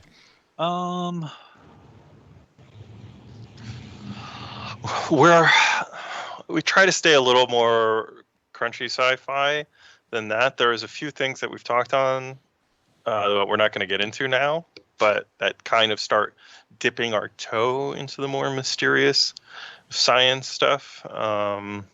Like we have our Gravlev technology where, like you see on like the Xi'an spaceships where they have little floaty bits, and we kind of understand the science behind that, but it is heading that way, and so we don't plan on having like a whole team of like elite Esper like fighting forces or something coming out and mind controlling everyone or anything like that, so it's not. Dice que que dice que, por ejemplo, tienen el tema de las naves Xi'an que levitan y demás, que eso como que le pueden encontrar una explicación científica, más o menos. Que luego pero que no planean que, por ejemplo, haya una raza que tenga control mental o cosas por el estilo. Not on the cards right now. Que no está Yeah. ahora mismo a la vista, ¿no? De pensar en eso, pero sí que han tenido discusiones acerca de eso, pero tratan de hacer algo más... eh, eh, eh, o sea, que no se tratan, quizás algo más misterioso, más... una ciencia ficción más... no sé, algo que está por venir, pero que no van a hablar ahora de eso. Pero nada que sea exagerado hasta el punto eso del control mental, ¿no? When will Synth World ever be finished? That is the question. That's what every citizen wants to know. Cuando el Synthwall estará finalizado, que bueno, que es el planeta este que se supone que se hizo a base de dinero, ¿no? Es un planeta que se creó desde cero, que fue pues un desastre económico para el imperio de la UE y generó muchísimos problemas y bueno, pues entonces está preguntando cuándo se va a acabar ese mundo, cuándo se terminará ese planeta, ¿no? Y dice, pues eso es algo que todo ciudadano quiere saber, ¿no? Porque precisamente hay muchísima polémica en lo que es desde el punto de vista de la UE, de los ciudadanos de la UE, con respecto a ese tema. I'm paying taxes. Yeah. Te dice, yo pago impuestos, tal. en So, plan, so this is something David and I were talking a bit about before, just to touch on, is that a lot of times we wanted to introduce these kind of cool stories into the lore, but we don't want them to resolve until people can experience them in the game. So it might be sometimes a little bit of time goes on without anything like major happening, and that's because we're kind of holding off a little bit narratively until we can resolve this stuff in game. So sure, we could write a story being like it's done or it failed, but we don't want to do that right now. Like that's going to be later Yeah. on. Same thing with the Claro, dice que podrían escribir una historia de que pues se ha hecho, no se ha hecho o ha fracasado el proyecto, pero no es algo que quieran escribir ahora, o sea que es para mucho más adelante. and Civil War. Because then it gets to be kind of a thing where it's like, all right, well, then it doesn't matter. Like, if we resolve the synth world before you get to actually kind of like hopefully go to Chronos system and see something about it, then it loses a lot of magic because you hear about a cool story that happened that you kind of didn't get to experience. So it's just sort of like, Yeah, and that's the Claro, si tú no puedes primero el sistema Cronos y ver lo que está pasando, pues como que quieren que la gente pues vaya a visitarlo, vea lo que está sucediendo y como que si ya sucedió, como que es algo interesante, algo genial que te has podido perder. La verdad es que estaría muy guapo ir viendo el desarrollo de todas esas estructuras, ir por allí, incluso tener misiones relacionadas con eso, ¿no? Con ayudar a construir ese planeta, pues era una pasada el hecho ese, ¿no? That's another way for players to engage actively with the story. If a lot of players are bringing supplies to the synth world to help it be completed, then there's always a chance that maybe it kind of goes in the right direction if people aren't taking it there. Claro, si de repente los jugadores van a llevar pues movidas para llevar allí, pues si los jugadores consiguen llevar suministros, pues quizás se consiga hacer, pero si no se consigue, pues quizás el proyecto falle. O sea que todo eso puede estar en el aire y puede ser interesante desarrollar. and just shake his head at people who were gambling. Dennis is our IT guy from the LA studio. Dennis. Hi, Dennis. Hey, Dennis. I guess following up on the question about the space magic stuff, what about genetic modification? What's the UE stance on genetic manipulation? I mean, we had sort of, ¿Cuáles son los estándares o qué piensa la UE de la manipulación genética? kind of covered that a little bit in the writer's guide. I mean, I'd sort of gone with the kind of the Gattaca approach, where it was that sort of initial, like, they kind of cut down on a lot of pre-existing like conditions that they could. So there's a certain aspect of genetic modification. I mean, again, it doesn't feel like that's our universe in a weird way. Claro, dice que podrían intentar lo que sería lo del, o sea, por ejemplo, verlo como la peli de Gattaca, ¿no? De que la gente está genéticamente modificada para ser pues los putos amos del reino, pero que no ve que esa sea la forma de trabajar o de la que se enfoca el universo de Star Citizen. Because we don't want it to get like super weird where it's. But again, I don't know. It's still kind of up in the air. It's fairly Pero dice como que quizás que no lo sabe seguro, ¿no? Que como que está en el aire esa opción. limited. They found out, like, I think we're going kind of the problems that arise from too much genetic modification is that generationally you start seeing these issues spring up, which they quickly identified that if you start messing with DNA too much, either you end up with homogeny, which is a big issue for the human race as a whole, or you start getting these unintended side effects a couple generations in. So I think it ended up being a little more controlled and limited to, making sure that these diseases were kind of wiped out or nipped in the bud. I think a lot of times you end up having later in life gene stuff happen, or like, lab grown body parts or organs and stuff like that coming into the road, and that's where medical science kind of headed, versus trying to build the perfect human in a lab through genetic modification. Claro, dice que opina que la parte sería de poder crear partes o brazos o piernas, ¿no? Lo que fuera, genéticamente, que iría más bien por ese lado, pero no pero alejándose de lo que es el lado de crear gente en el laboratorio con unas determinadas características, porque eso como que puede tener un efecto, como que no sé, la forma de no hacerlo, o sea, la cuestión de no hacerlo sería porque podría tener un efecto rebote negativo en la humanidad en el futuro, en generaciones posteriores. Right. Awesome. We're just about done. Last questions Oh, no. about last questions about the elections. I know we're not ready to reveal our full plans and whatnot yet. It's still in the beginning of April, but one of the questions that's come up throughout the entire show, and it was voted up on the thread, was, are we going to let people actually influence who becomes the next imperator? Yeah, that's the. Vale, realmente vamos a votar por la gente, por quién va a ser el próximo emperador, nosotros. Dice que I sí. mean, we're still working out exactly how we want to structure it. But yeah, I mean, I think it'd be fun. Dice que quieren, que todavía no sabe cómo lo van a estructurar, pero dice que sí, que va a ser divertido. Antoine. Well, then we have to figure out how to deal with that, or we assassinate him. A space piano falls on his head. All right. Well, guys, thank you so much for hanging out with me on a Friday morning. Yeah. I do appreciate you taking the time. These are some of the only times I get to hang out and chat with people. Gracias por participar y todo eso, por tomaros el tiempo. Yeah, I hope for me everyone at out least. there Se está is despidiendo, ya safe and well, disparando. and Stay thanks for healthy. hanging out with us as a distraction. Much appreciated. And yes, we did confirm space pianos. Well, we already had them. There's one We had Phoenix them. in there. Sí, Yeah. hemos confirmado los pianos espaciales. Why do you think we made the space piano? The heart will exist so we can drop it on Antoine. Put it on a Foreshadowing. candidate. Yeah. If you fools vote We for play it. the long game. You know us. All right.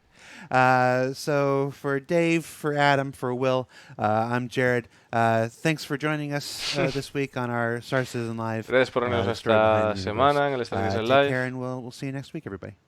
Y Bye. cuidarse y nos vemos la semana que viene. Y hasta luego. Y punto pelota. Y se acabó. Y piripipiri. Piripipiri. Corta un segundito y arranco de nuevo para que quede ya para subirlo.